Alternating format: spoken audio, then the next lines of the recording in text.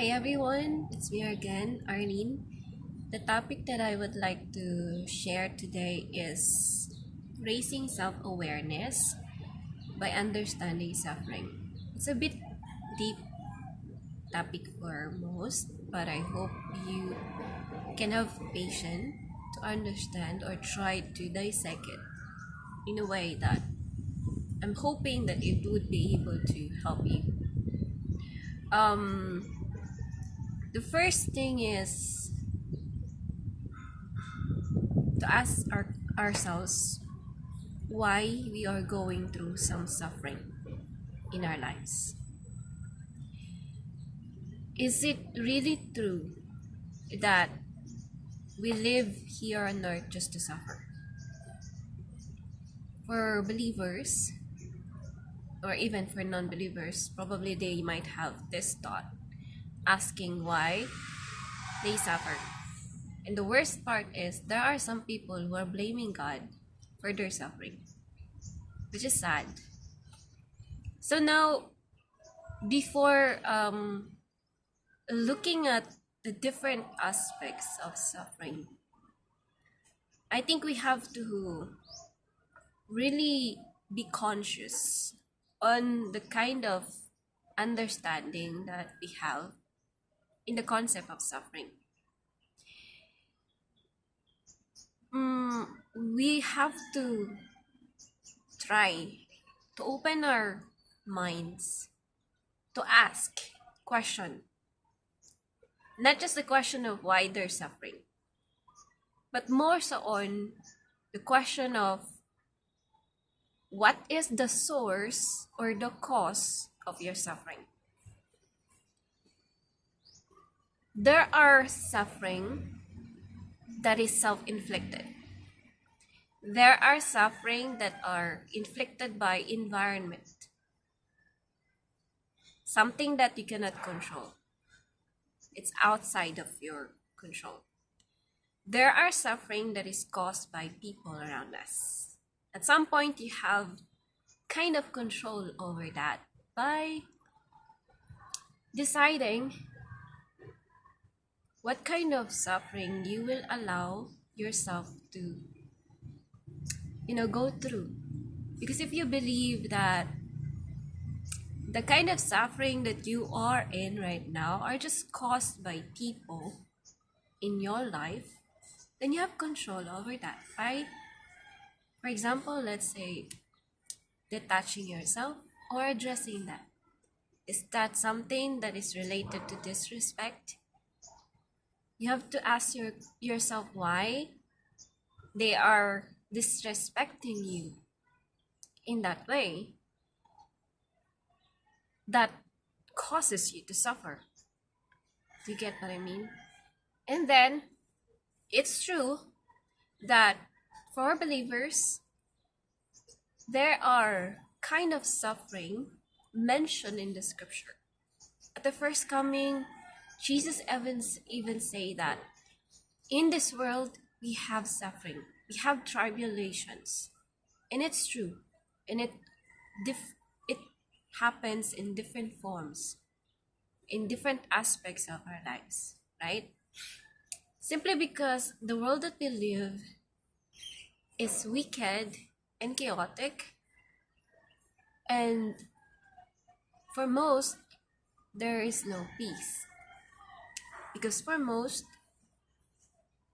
there are greed, there are chaos. Some can be controlled, some are not. But the scripture also gives us the wisdom to understand the nature of your suffering. Because if we look at the life of Job, if any one of you knows the story of Job in the scripture, he underwent different kind of suffering, even to the point of losing everything that he had, even his own health. The only thing that remained on him is his life. And if you understand the whole story, the point of that suffering is to test his faith. And mind you, be very, very careful as well.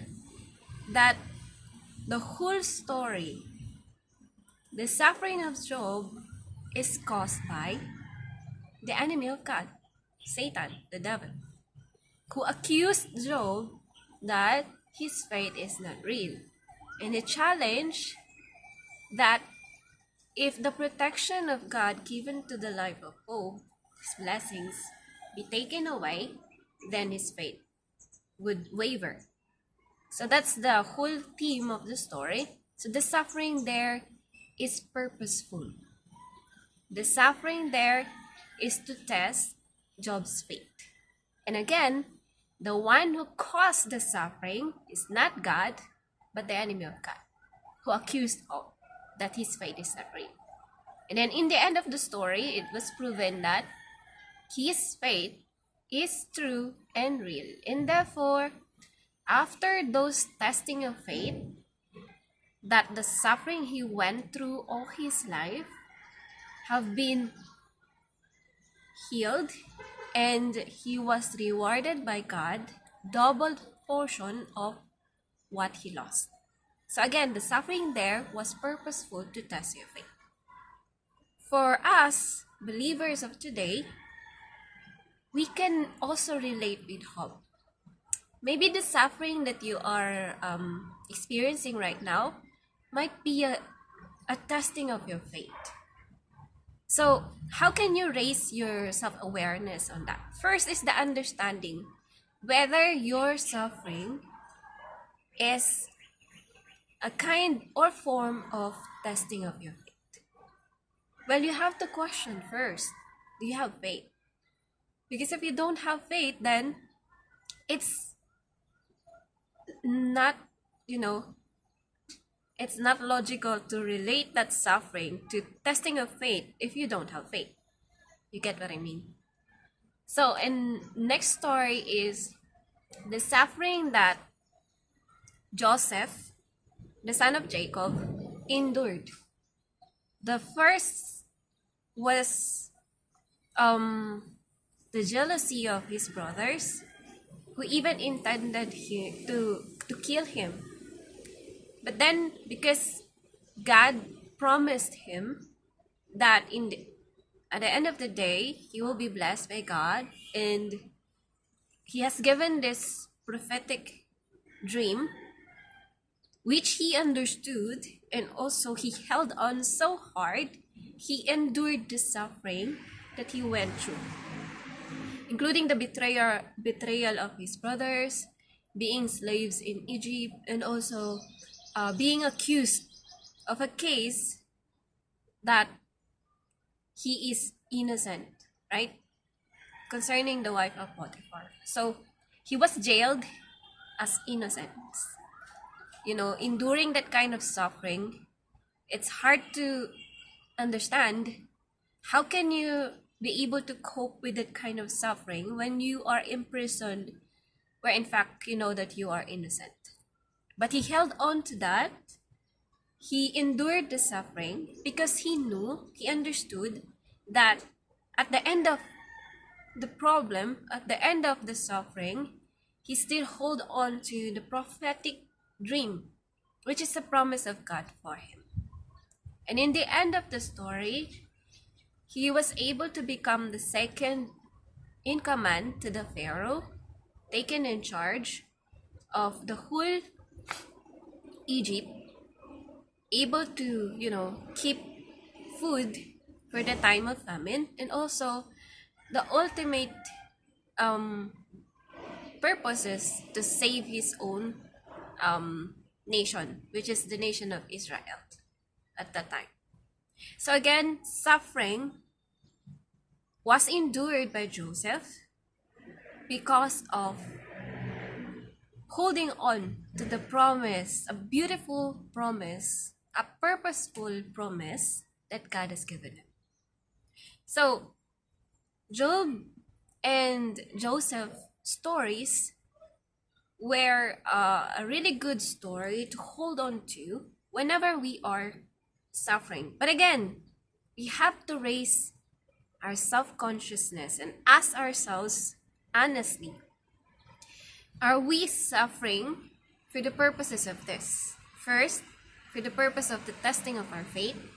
And second, for the purpose of holding on to the promise of God, believing in, having faith on that after all, in the end of suffering, we can receive the promise of God. So these are very valuable phases of suffering that is purposeful and God-led. So now, as we live today in our reality, are we living the same kind of faith and the same kind of endurance of going through that suffering because of faith and because of holding on to the promise of God? Or are we just suffering because we suffer? So in here, we can transition to the understanding of what is the source of suffering that you are suffering right now. If you are not a believer, or if you are a believer but your faith is wavering, or you're not really holding on to the promise of God and yet at some point you are suffering, then you have to understand, or you have to reflect, what is the cause of your suffering? So now this becomes personal. First, there are kinds of suffering that is self-inflicted. Whether you like it or not, that is the truth. For example, a parent who is addicted to gamble, spent all the salary, a month's salary in gamble. And then he has family to feed, or she has family to take care of, but they failed as a parent. And therefore, they suffered as a family. And the most who are enduring the suffering are the children. And these children didn't ask for it. They don't have control over it because they cannot still defend themselves. They are forced to live in that suffering that they did not cause. So that is self-inflicted by the parent, or parents if both. Another example is the kids who grown up in a dysfunction family unit, or dysfunction family relatives, family environment, and they suffered there probably psychologically, financially, emotionally, mentally, but they did not choose to be born in that family. They did not choose to be born in those kinds of environment, but somehow they suffered and they endured. That is not self-inflicted for them. That is generational suffering. Something that they cannot control. But the good news is, everyone who become conscious of what's going on around their life, in any stages of life, as long as you are mature enough to notice and acknowledge that the suffering that you have or that you are enduring right now is a suffering that you've never intended to be in. You've never even asked if you want to be there. You're just born there, right? And you don't have the power to take that away. But I want to give you a hope that by consciously choosing awareness, you can change your mindset and you can tell yourself, one day my life would never be like this. Time will come. I would never ever choose this kind of life for my future self, for my future family. I'm done with it. And by that change of mindset, at that point in time, you act consciously choosing the most favorable path for you to go away from that. Not in a way that you will use people or you will become manipulative in using circumstances or anything. That's not what I mean. I am speaking to those who are genuinely fed up with the kind of suffering that they endure or they are enduring, in which this suffering are not really self-induced. It's something that never chose to be in, but they were in there anyway. I wanted you to hold on to hope that change is possible. And I know it's not easy. You will always struggle, you will always endure. But the secret is to hold on to that future that you really wanted to. In order for you to break free any kind of hindrance, use the pain, use the hardships, use your endurance like a stepping stone. Time and time again. Even if it will take you time. It will take time. It will not be easy for you. But I want you to be faithful to your future desire. To come out of that suffering. To come out of that poverty. To come out of that difficulties. To come out of that hardships that you are in. That in the first place you've never chose to be in. And for those people again that I spoke just a while ago, those people who are suffering in relationships, friendship, family members, if you are matured enough to take decision for yourself, and you know that the kind of suffering that you are in is induced by people who have power over you, people who have control over you, people who have manipulative tactics over you, and you became aware. That's why self-conscious, self-awareness is very important. And it would start by analyzing. Try to see, try to reflect, analyze. What is the kind of suffering that you are suffering right now? Is it caused by uncontrollable events? Or is it caused by third-party interference? Or is it caused by something else?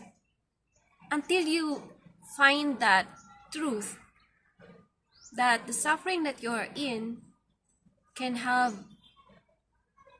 a way to stop it.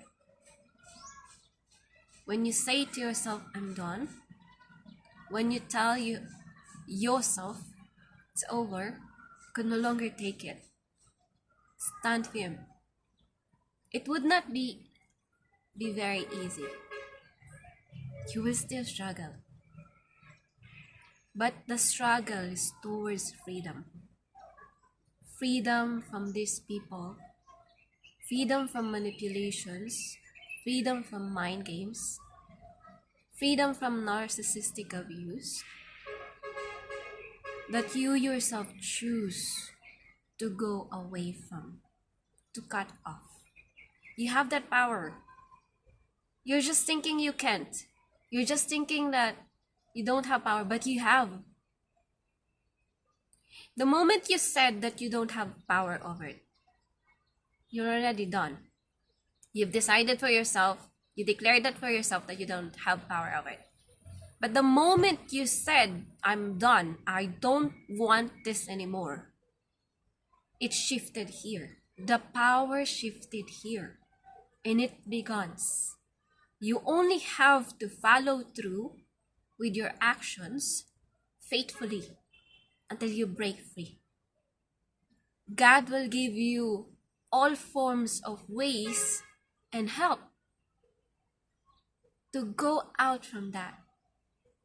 And the indication that you are doing that rightfully so is the freedom of peace. The peace that you feel because you're finally free from that suffering. And that will tell you that the peace comes from God. That is a silent nudge to tell you that you did so well, my child. The strength the sources, the ways, God will provide. But the actions, decisions to break free comes from you. It starts here and it follows in here, then actions follow through. So I hope if you are in that kind of situation, and if you are in that kind of like prison, break free first in here, the mindset. Change your mindset.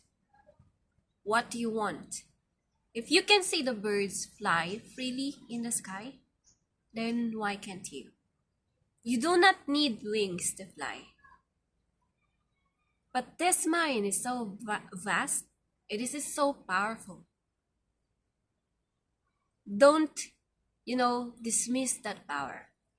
God has given us the power to create using the mind, the power to imagine what we want for the future. But God would give the necessary tools only to those who have genuine desire that are aligned to the truth and not aligned to wicked intentions or motivations. Because it's true, the mind is so powerful, and even the wicked people can use that against others. But take note that God fights and take revenge for the people who are being abused, who are being used, the people who are weak but taken advantage of.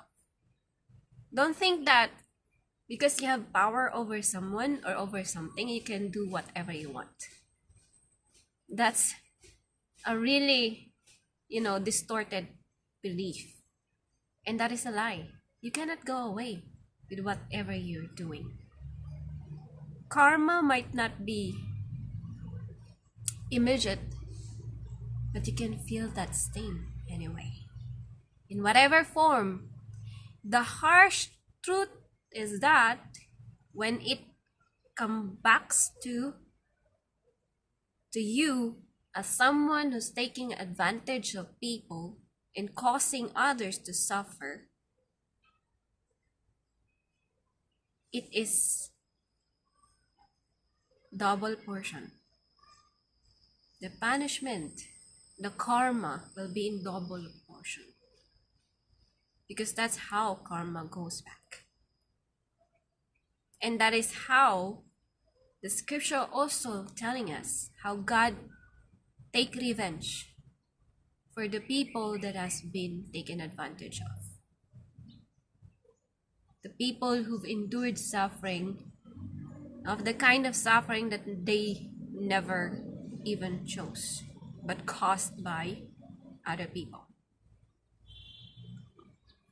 So I hope in both ways, people will be able to reflect on the kind of actions that they do and the kind of choices that they are making.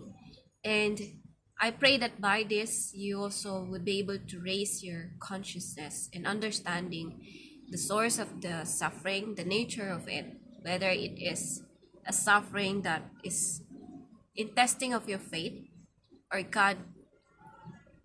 God's purpose led suffering, like holding on to the promise of God, like what Jesus did, the martyrs did, the 12 disciples did in enduring suffering because of persecutions, just because they are holding on to the word of truth. And that is again a kind of suffering that is purposeful, faith-led. But for personal suffering, self-inflicted suffering, that is a kind of suffering that you have to face and you have to act on and decide for yourself. God is willing to help, but the action, decision will come from you because we all have been given free will to decide and to choose. So I hope it helps you, and I pray that it would reach to people who are needing it the most. And just believe help is available. You can ask help first and foremost to God and people. There will always be good people around, good connections around. You just have to try. You don't have to suffer alone if that is a suffering that you've never intended to be in. And for those who are suffering by self-inflictions or self-inflicted suffering that causes by the consequences of their actions, decisions that are not so good or bad, you also have the hope to redeem yourself. But again, being aware, what is the cause of your suffering? And if the cause of your suffering is your attitude, your behavior, your choices in life, then you have to be aware of that and act accordingly to correct yourself and to correct the source of the suffering, to stop that, and seek what is the best course of action in order to correct that and to, bring yourself out of that suffering. So again, it's something that will always goes back to you as an individual who have a free will and have a choice. So please be guided accordingly. This is not an easy thing to do, but I hope you would be able to at least have that capacity to be aware of your own life, your own suffering, and how you would be able to come out of it. So until next time, bye.